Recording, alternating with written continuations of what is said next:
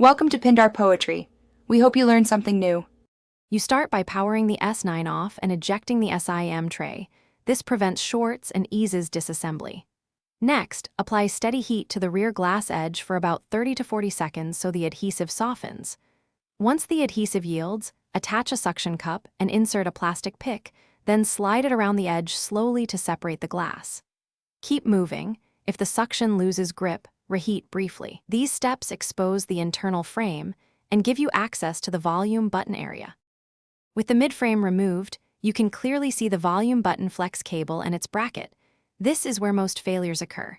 Carefully disconnect any ribbon cables and unclip the button assembly, inspecting for crushed buttons, torn flex, or displaced foam pads. If a foreign particle or sticky residue blocks the button travel, clean with isopropyl alcohol and a soft tool. If the flex cable is damaged or contacts are corroded, swap in a new assembly. Make sure screws and small parts are organized and labeled as you go.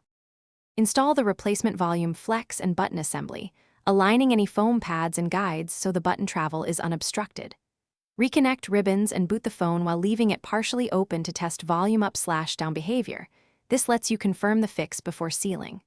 Once confirmed, power down, apply fresh adhesive strips to the rear glass, press firmly to cure the bond, and reinsert the SIM tray. If the buttons still fail, reseat the flex cable, clean contacts again, and verify the connector clamp is engaged. Thanks for watching. Consider subscribing if we helped you.